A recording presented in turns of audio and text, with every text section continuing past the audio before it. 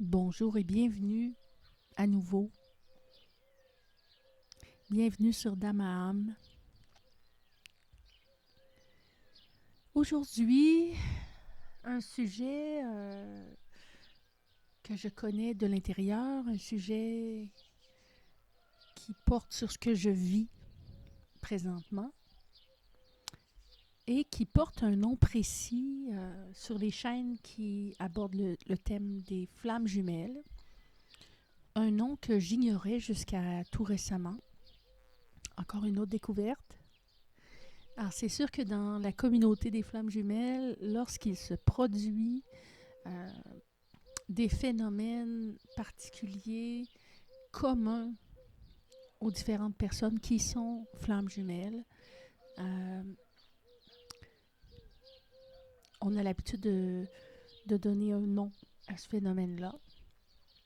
Donc, ça devient un peu un jargon interne, un jargon spécifique à la communauté des flammes jumelles que les initiés connaissent. Un peu comme les termes de chaser et runner, le chasseur et le runner, et, euh, et d'autres termes bien sûr encore. Quand on parle par exemple de la nuit noire de l'âme, c'est aussi une dénomination qu'on a donnée à une certaine étape, à une certaine partie du processus, du parcours de flammes jumelles. Le switch en est un autre. Je ne sais pas si c'est important de lui donner un nom à ce phénomène, mais ça nous permet de se comprendre sur ce qu'on veut parler. Alors,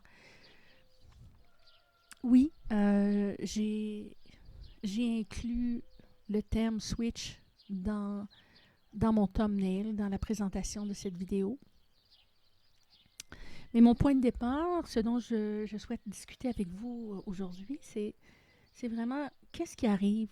Hein? Qu'arrive-t-il quand l'un des deux, quand habituellement on pourrait s'entendre sur le fait que c'est le chaser qui vit ça. Alors, qu'est-ce qui arrive quand le chaser renonce à la relation de flamme jumelle? Quand le chaser cesse de chasser son autre? Quand le chaser, quand le chasseur, quand celui ou celle, l'âme qui s'est éveillée en premier, cesse de poursuivre son autre, cesse d'insister pour attirer l'attention de son autre flamme, de son jumeau, de sa jumelle. Qu'est-ce qui se passe? Mais on pourrait d'abord se poser la question, qu'est-ce qui a amené le chaser d'abord à tourner le dos?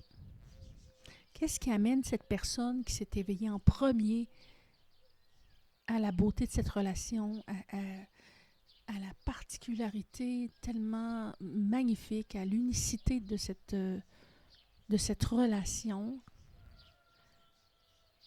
à finalement avoir envie de prendre une pause? Qu'est-ce qui fait que ça se produit, une chose comme ça? Alors, si on fait une rétrospective, si vous pensez à vos propres parcours, et c'est vrai aussi pour les personnes qui débutent sur le parcours, je pense que ça va vous rejoindre quand même. Donc, quand on rencontre sa flamme jumelle, c'est un feu d'artifice, c'est un miracle, un sentiment d'accomplissement inouï, inespéré surtout. On rencontre une âme avec qui on a des affinités inexplicables et surtout irremplaçables. On se retrouve devant son autre, son double, son jumeau, sa jumelle. La personne dont on ressent qu'elle va nous compléter, qu'elle va nous ressembler, qu'elle va nous rendre tellement heureux et heureuses. Alors, comment expliquer qu'on pourrait un jour avoir envie d'arrêter d'espérer que cette relation se concrétise? C'est une bonne question. Alors, si vous référez à vos propres parcours, que vous soyez au début d'un parcours de flammes jumelles ou que vous soyez déjà assez avancé pour pouvoir référer à votre propre vécu, je suis assez certaine que même si vous n'avez pas encore ressenti ce désir de tourner le dos, vous avez probablement eu des moments où vous vous êtes dit, mais ouf, ça suffit. Hein? Des coups de fatigue, des moments de découragement. Bien sûr, quand on parle de la nuit noire de l'âme, évidemment, c'est une grande détresse, un grand sentiment de perte, d'abandon, de rejet et autres sentiments qui peuvent être plus spécifiques au runner ou au chaser. Mais quand on arrive à des étapes, quand on arrive à des moments dans le parcours où on a des satisfactions, on a l'espoir que les choses s'arrangent, on a le sentiment d'avoir des chances que la relation se concrétise, que l'autre va enfin revenir à nous, que l'autre va enfin comprendre à quel point cette relation est particulière et merveilleuse et unique, différente des autres. Parfois, on est déçu. Parfois, soit ça ne se passe pas, ça ne se produit pas comme on l'attendait, ou alors ça se produit, mais ça ne dure pas. Quel étrange phénomène, n'est-ce pas?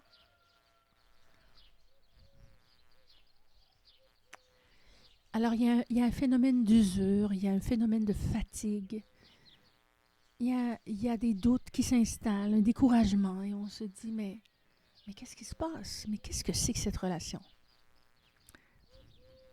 Et si vous êtes comme moi, peut-être pas, mais vous allez peut-être même avoir questionné l'authenticité de la nature de la relation de flamme jumelle. Alors moi, à un moment donné, je me suis dit, mais est-ce que c'est vrai toute cette histoire des flammes jumelles? Est-ce que ça existe vraiment? De quoi on parle au juste? Pourquoi est-ce que ce serait une relation meilleure que les autres? Ou plus significative que les autres, disons-le? Si c'est une relation qui est si compliquée, qui est si difficile à concrétiser, à faire aboutir dans une relation d'union, de cohabitation, de fréquentation régulière, de fidélité, pardonnez-moi. On se demande, mais qu'est-ce que c'est que cette relation? En quoi cette relation est différente des autres? Vraiment différente?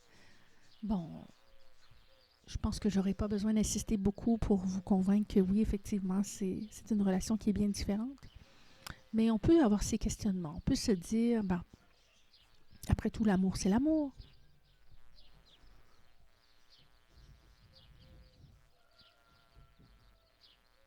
Les affinités,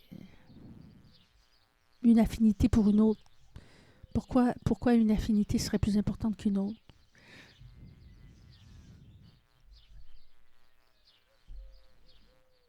Bon, peut-être pas en termes de valeur, mais en termes d'intensité et d'impact, oui. Bien sûr que l'intensité de l'affinité chez les flammes jumelles est plus grande que dans les autres relations. Quand on l'a vécu, on le sait. Mais pourquoi avoir envie de se battre pour une relation qui est si complexe, qui est si difficile?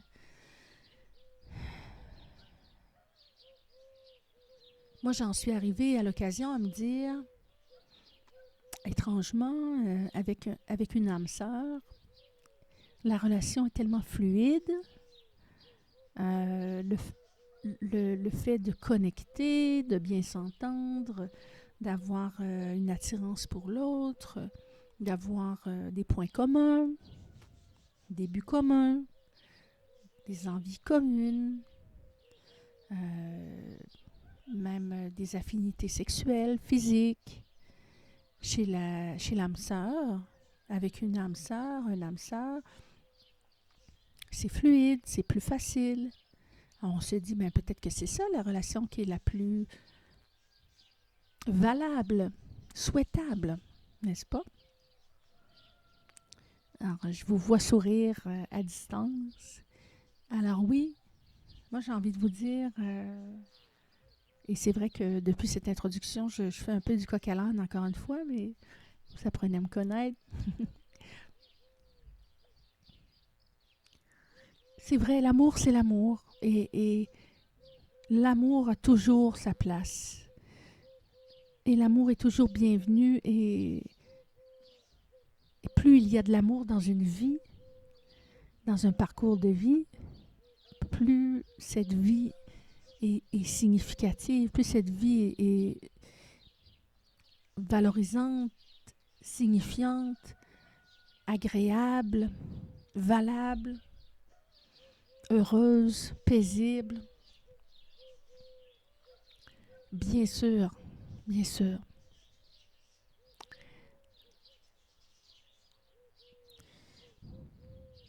Je me permettrai de faire l'avocat du diable et de dire que dans la relation de flamme jumelle,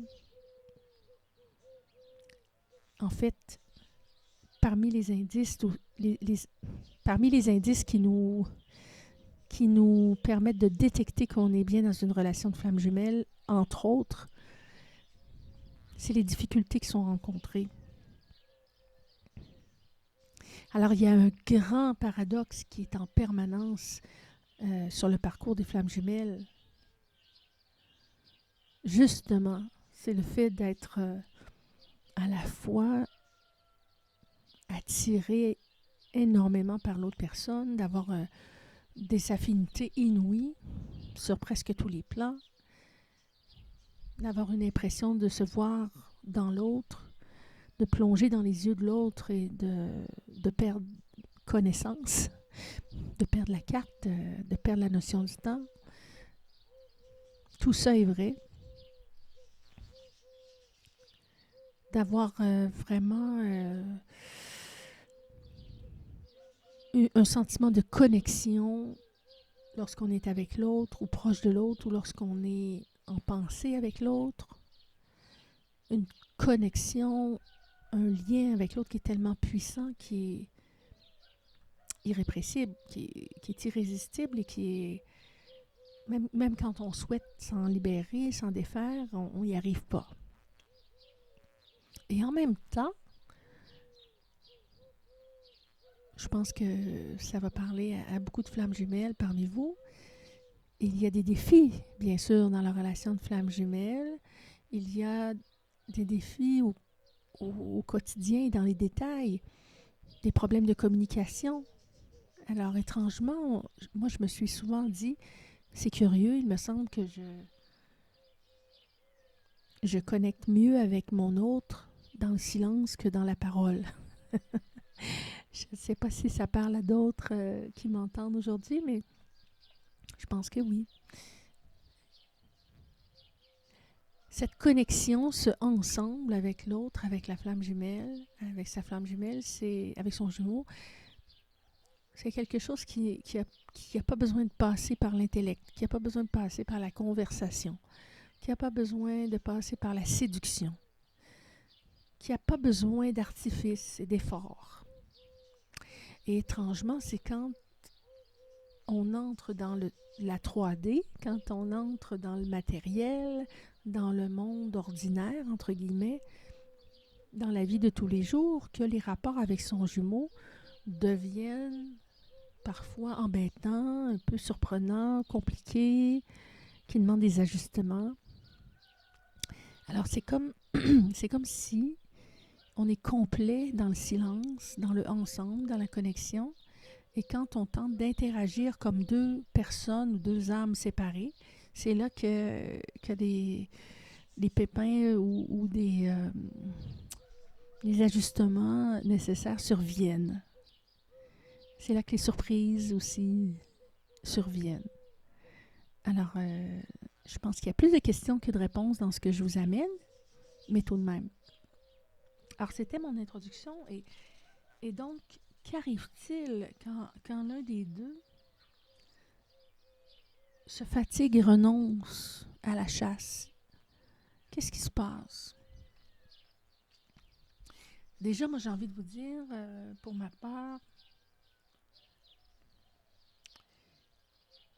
je dois bien admettre que à partir du moment de la rencontre, à partir du moment de la reconnaissance, de la connexion, de l'intensité, du sentiment d'être chez soi avec l'autre, au fil du temps, à force d'émerveillement, on en vient à, bien sûr, quand on est le chaser, le chasseur, on en vient à passer beaucoup de temps à tenter de convaincre l'autre ou d'éveiller l'autre au lien.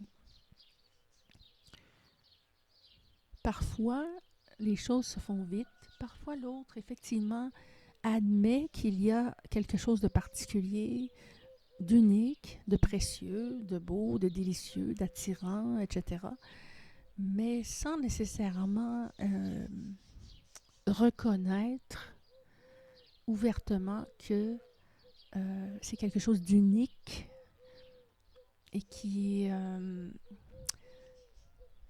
un peu hors de ce monde, qui est quelque chose qui se compare pas avec une autre relation amoureuse normale. Et pourtant, le chaser, la personne, l'âme éveillée, en est convaincue et donc autant l'intensité et l'explosion de ressenti, la certitude d'absolu par rapport à ce lien d'âme fait que le chaser va poursuivre l'autre jumeau de ses attentions, bien sûr. Je vous apprends rien. Dans l'espoir de lui faire admettre d'une manière ou d'une autre, et c'est souvent inconscient, la nature unique de cette relation entre les deux. Parce que c'est une grande surprise pour le chaser aussi. Personne qui rencontre son jumeau n'a jamais vécu une rencontre de flamme jumelle auparavant, puisque nous n'avons qu'une flamme jumelle, bien sûr. D'où l'absolu, d'où l'intensité, d'où le désir extrême, d'où le drama. C'est une rencontre dramatique, aussi belle que grave. Il y a quelque chose de tragique, bien sûr, là-dedans.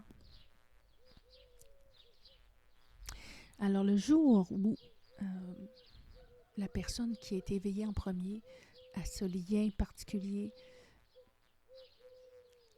se rend compte que ses efforts sont vains, que ses efforts ne sont pas rencontrés de succès, que oui, il peut avoir eu des contacts physiques, sexuels ou non, il peut avoir eu un début de relation, il peut avoir eu des épisodes de relation avec des éloignements, des rapprochements,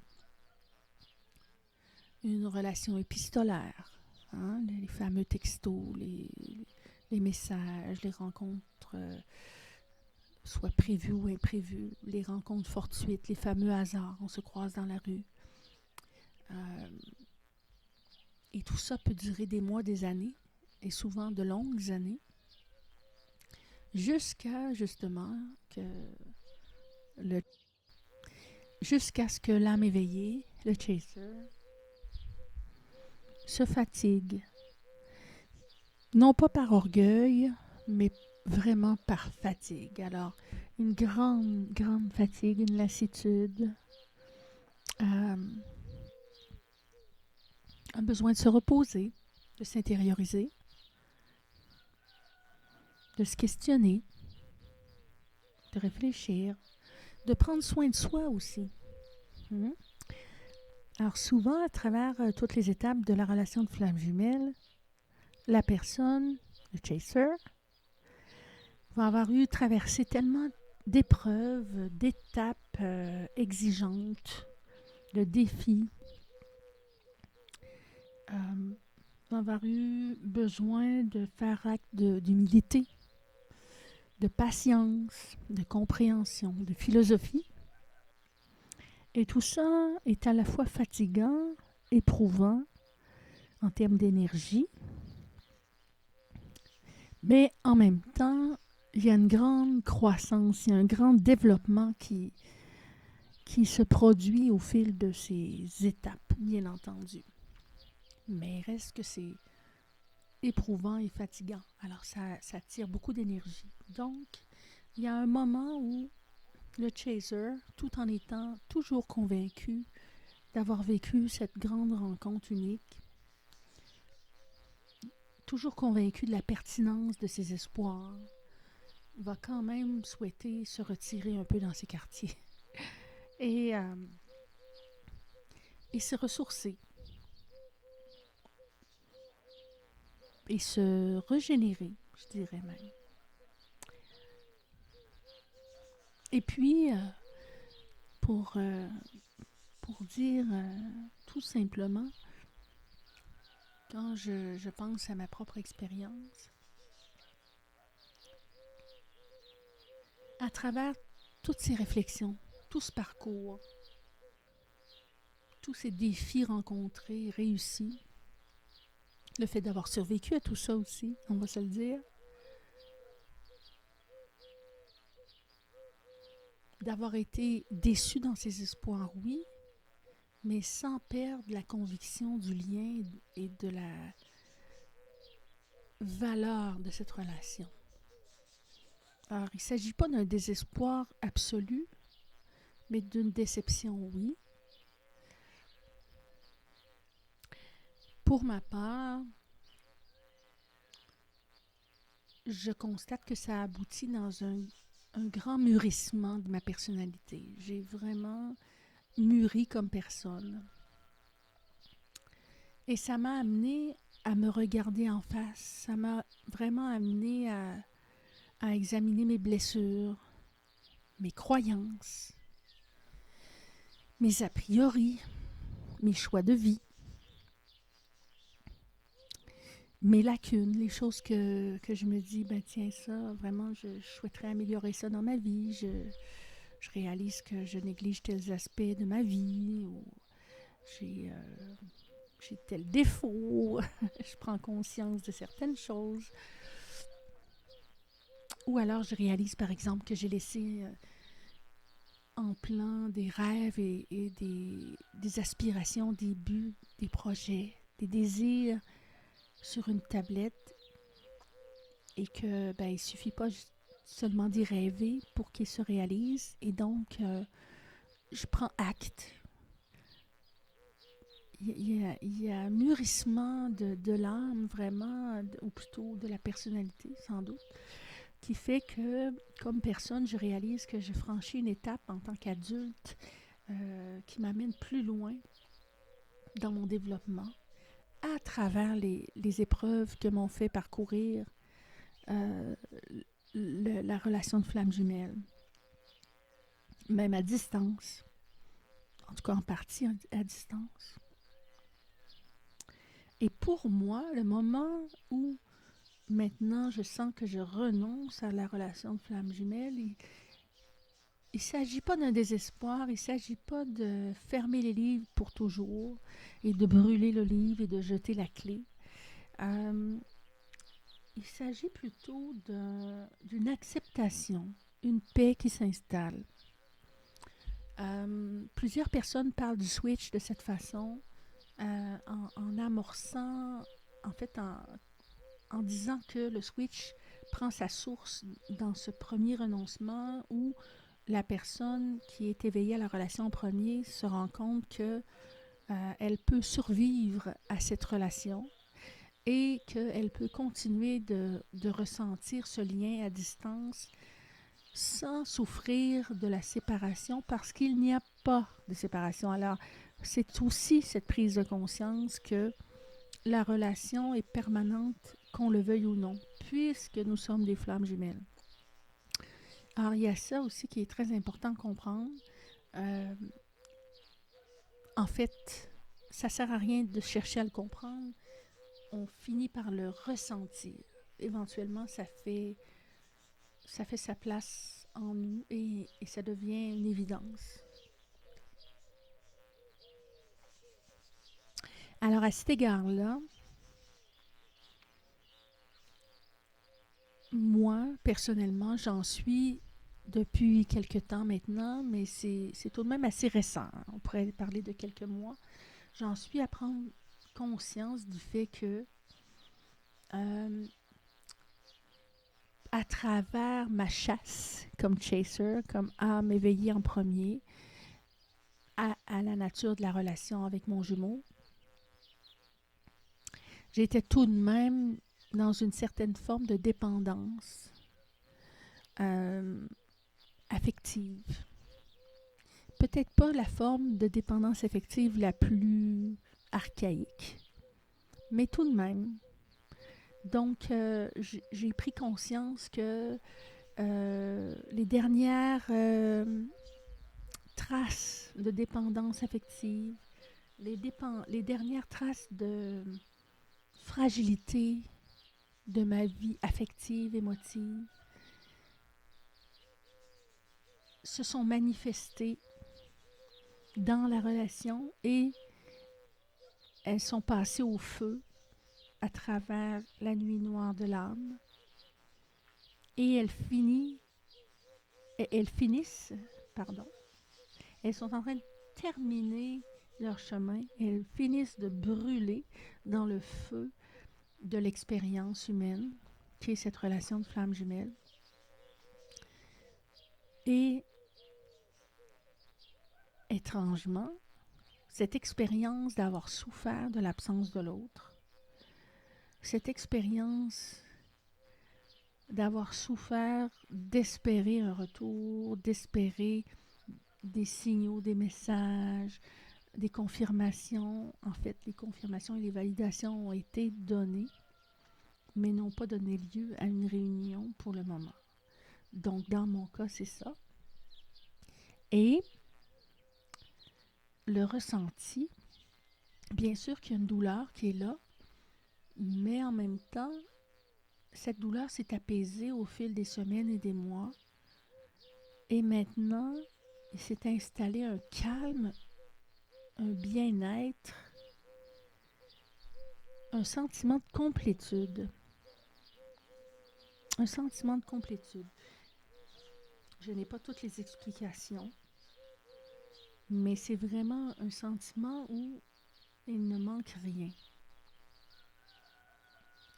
Je perçois, pour ma part, qu'il ne me manque rien au niveau affectif.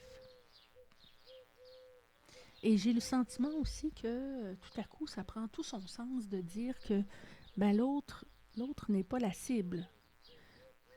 Il y a quelque chose d'absurde dans le fait de penser que l'autre est la solution, que l'autre est la source de son bonheur, que l'autre va nous rendre heureux. C'est pathétique quand on y pense. Ça fait pas de sens. Même avec l'autre, si c'est l'autre qui nous rend heureux, aussitôt que l'autre s'absente, s'éloigne, se distancie, questionne la relation, on est toujours au bord du précipice. Ça, c'est...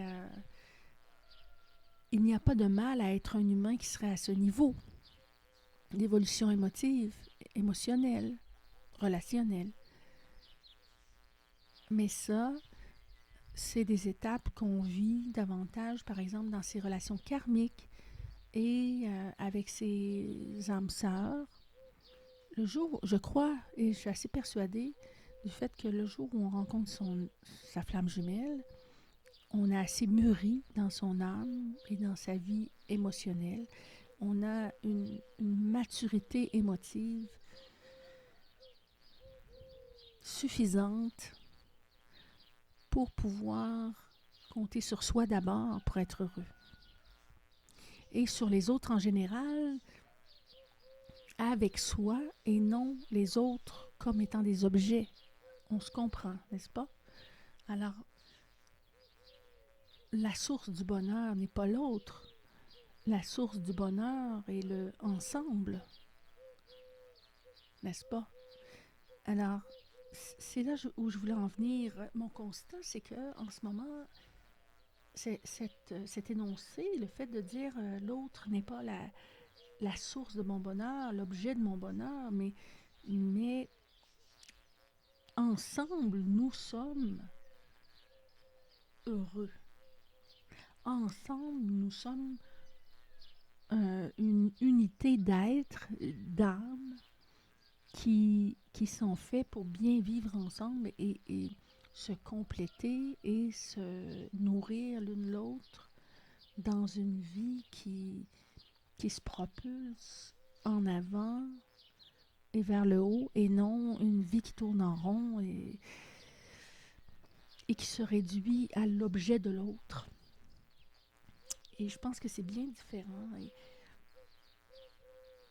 Et autrefois, lorsque je lisais des ouvrages ou que j'entendais des commentaires portant sur ce sujet, ça me paraissait théoriquement, intellectuellement valable, mais ce n'était pas... j'arrivais pas à l'intégrer profondément. Alors que maintenant, après avoir traversé ces épreuves du parcours des flammes jumelles et les étapes de développement que ce type de relation nous amène à vivre nécessairement sur le chemin, sur le parcours, bien, je réalise que maintenant je le comprends et ça prend tout son sens. Alors pour moi, le switch, c'est pas forcément un problème. Alors certaines personnes en parlent comme étant un phénomène où le chaser, le chasseur, la personne qui est éveillée en premier à la relation, change d'énergie ou de polarité et devient au contraire la personne qui se désintéresse de la relation et qui renonce à la relation et qui éventuellement, au moment où, ayant brassé les énergies, le runner va nécessairement ressentir qu'est-ce qui se passe et par une balance d'énergie va probablement ressurgir ou revenir à l'autre pour s'enquérir de la raison pour laquelle toutes ces attentions sont disparues, ces messages sont disparus, il n'y a plus de SMS, il n'y a plus de textos, il n'y a plus de messages, il n'y a plus de poursuites, il n'y a plus de chasse. Et l'autre, le runner, va devenir d'une certaine façon le chaser et le chaser le runner, qui lui s'est lassé de cette chasse. Eh bien, c'est possible. Ça dépend de chacun. Ça dépend des relations. Oui, il y a un peu de ça là-dedans. Et ça devrait nous donner une leçon. Hein? Ce constat-là nous amener à nous dire que ben, c'est pas le fait d'être un chaser ou être un runner, c'est pas quelque chose d'absolu et de définitif. C'est des balances, c'est de l'énergie qui se balance. Et ça explique, bien sûr, ces polarités, la dynamique et la chasse qu'il y a entre les deux. Et c'est lié, bien sûr, aux perceptions et aux blessures de l'un et de l'autre. Ça va de soi.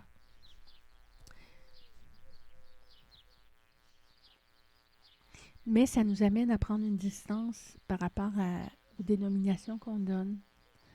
Alors, moi, je vous invite à ne pas prendre ça au pied de la lettre trop fermement.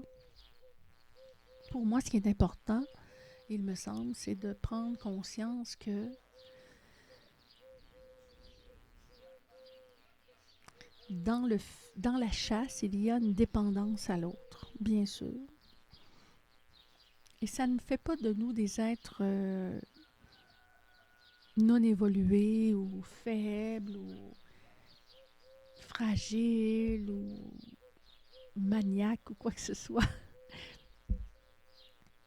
Parce que bien sûr, nous avons trouvé une perle, un diamant, nous avons trouvé cette personne, cette relation tellement fantastique et unique pour nous que, évidemment, on souhaite qu'il y ait une suite, on souhaite qu'il y ait une concrétisation, on souhaite qu'il y ait des constats, qu'il y ait des aveux, qu'il y ait du vécu et qu'il y ait enfin la grande célébration de l'amour dans le couple, bien sûr. Mais il y a fort à parier que la personne qui chasse, le chaser, ait avantage à vivre ce parcours pour un jour en venir à cette étape de la prise de conscience que je suis un être complet moi-même et que mon bonheur dépend de moi et que je ne perdrai pas l'autre pour autant. Et non, ça ne veut pas dire que parce que je prends une pause de cette danse interminable, de ce tango infernal, ça ne veut pas dire qu'il n'y aura pas de fin heureuse. Ça ne veut pas dire qu'il n'y aura pas de concrétisation. Ça ne veut pas dire qu'il n'y aura pas d'union ou de réunion. Ça veut tout simplement dire qu'aujourd'hui, je me retourne à moi-même dans le moment présent. Je retourne vers moi. Je prends du repos. Je me ressource. Et je prends du recul aussi. Et je prends du bonheur et de la joie et de l'amour avec ce qu'il y a dans ma vie ici maintenant. Parce qu'il faut bien se le dire aussi, s'il y a des gens avec qui je partage ma vie, que ce soit dans un couple, que ce soit des amis, des enfants, des collègues, de l'entourage, qui que ce soit, des animaux aussi, tout ce qu'il y a autour de moi qui me donne du bonheur et de la joie, avec qui je partage de l'amour, si je néglige cet amour, si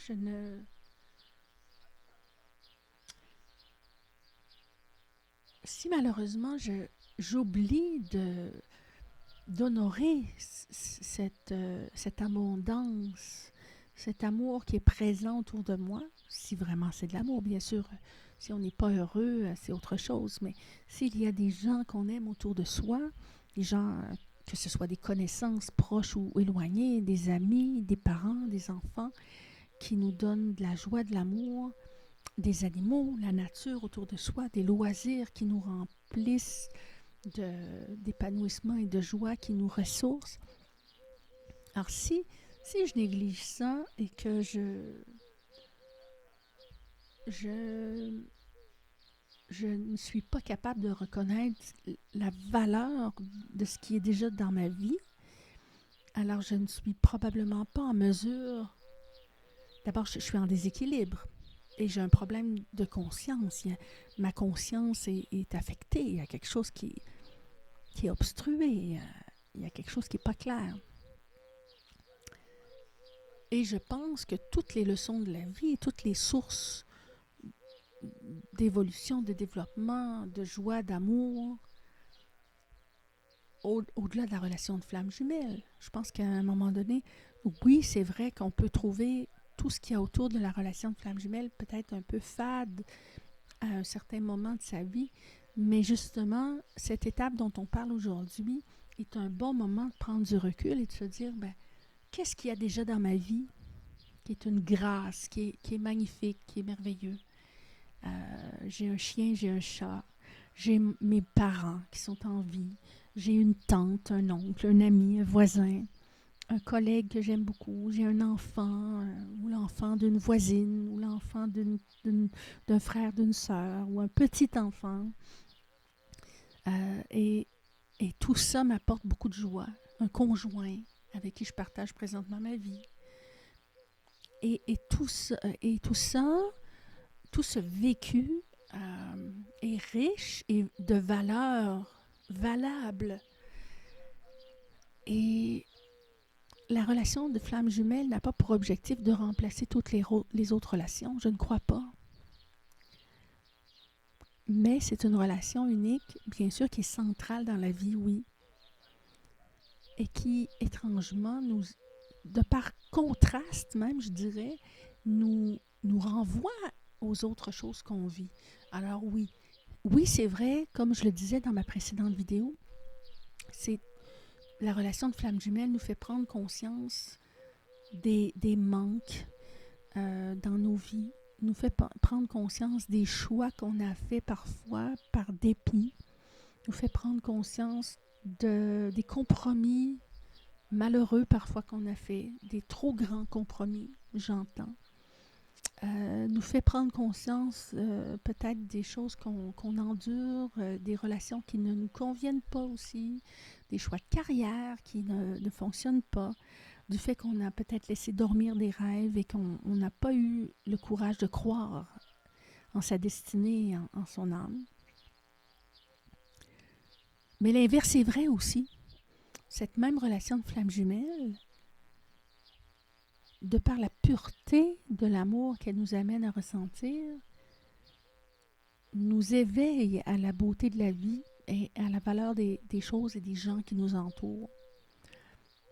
Donc moi, je vous invite à méditer là-dessus, à ne pas négliger les relations valables, l'amour qui est déjà présent à petite ou grande échelle dans votre vie, que ce soit à court terme ou de façon plus permanente, comme le fait d'avoir des enfants ou des petits-enfants.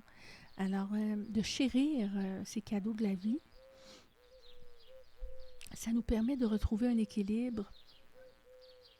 Et souvent, comme je l'ai aussi déjà dit dans une plus ancienne vidéo,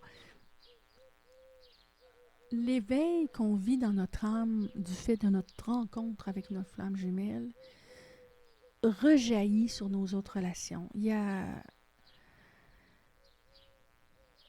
a vraiment un phénomène où on s'éveille à la beauté de la vie, à l'amour et à la lumière qu'il y a dans les yeux de notre être humain et à la beauté de la vie. Et tout ça nous amène à rayonner et à mieux vivre notre rapport à tout ce qui est déjà dans notre vie, outre notre relation avec notre jumeau, notre jumelle.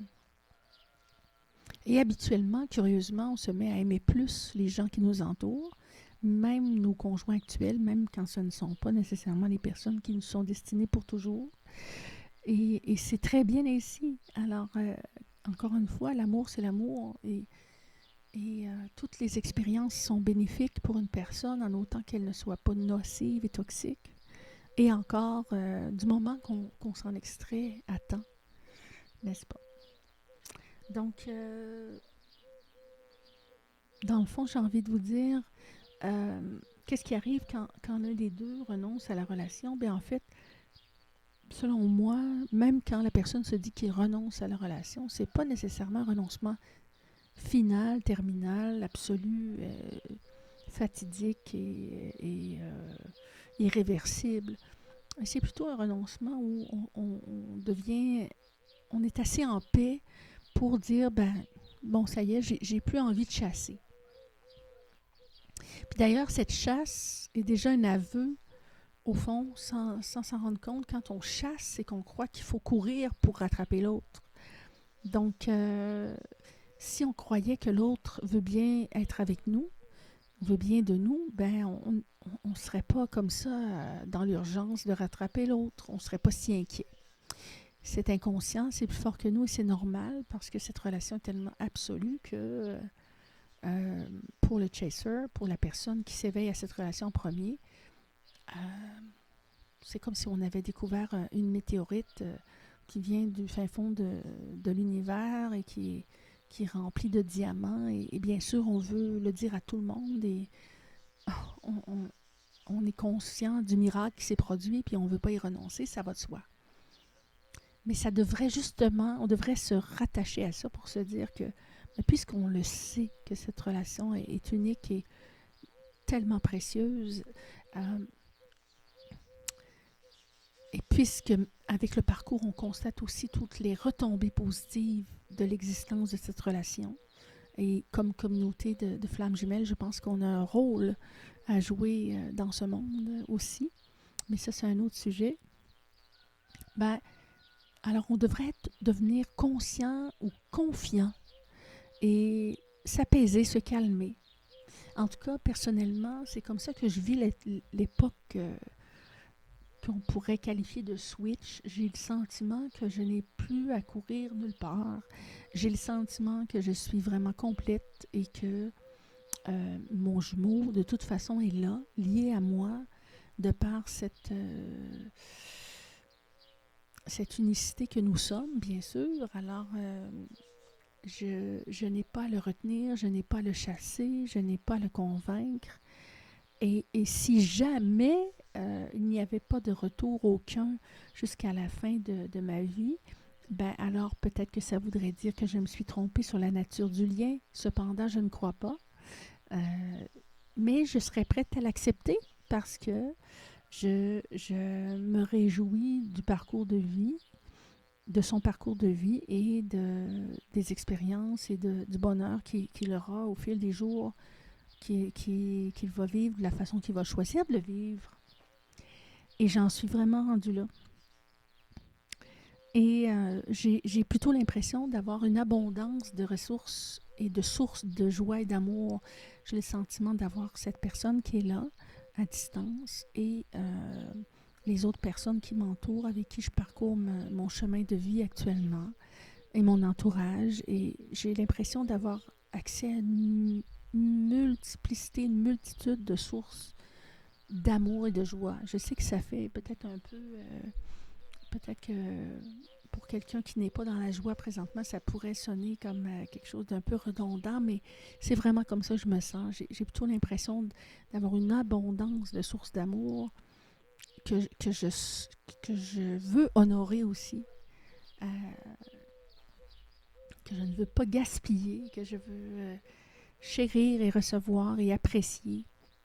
Et, je choisis de poursuivre mon chemin et de faire les changements au fil des jours et des semaines et des mois selon ce qui se présentera, selon mes besoins, selon ce que je ressentirai. Mais pour ce qui est du lien avec mon jumeau, euh, je sais que de toute façon, ce lien est déjà accompli. C'est comme si l'union était déjà accomplie à distance. Et il y a un ressenti qui confirme ça et qui a fait comme tomber toute mon inquiétude et mon stress et mon anxiété. Et maintenant que je suis dans cette posture, je ressens à quel point je pouvais être dépendante euh, dans, ma, dans, ma, dans ma posture de chaser. Et en même temps, je ne me juge pas du tout d'avoir été aussi insistante et freinée et volontaire pour convaincre mon autre et tout ça, mais je réalise qu'il y a du bon dans le temps qui passe et dans le fait de laisser les choix se faire sans pression et de façon beaucoup plus paisible.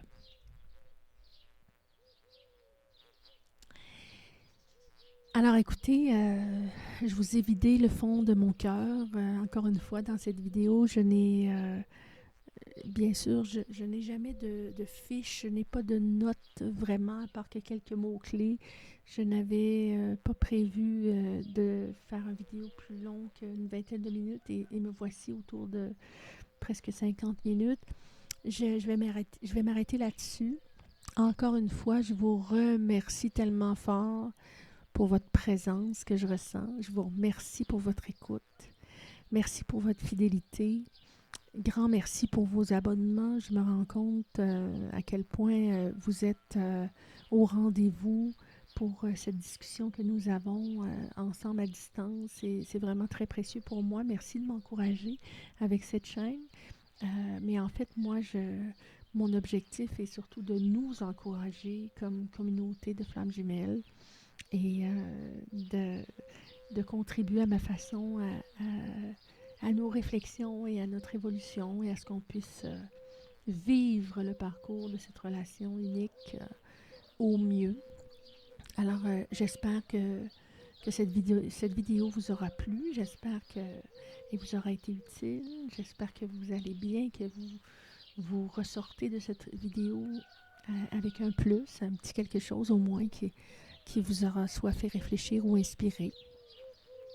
N'hésitez pas à faire vos commentaires, à mettre un pouce en haut ou par en bas. Vous pouvez être en désaccord, bien sûr, évidemment. Et bien sûr, je fais mon mieux pour lire tous vos commentaires. Je ne suis pas toujours capable d'y répondre, mais j'essaie de prendre un peu de temps à chaque semaine pour au moins aller lire et répondre à vos vidéos, à vos commentaires, pardon. Et je vais mettre une priorité là-dessus parce que je me rends compte que j'ai tellement des commentaires et des messages géniaux. Vous êtes très généreux de vos messages et de vos commentaires. Je vous en remercie. Alors encore une fois, je vous embrasse, je vous aime, je vous souhaite une belle semaine ou de belles semaines d'ici à ce qu'on se reparle. Et encore merci. Soyez heureux, prenez soin de vous et à la prochaine. Bye bye.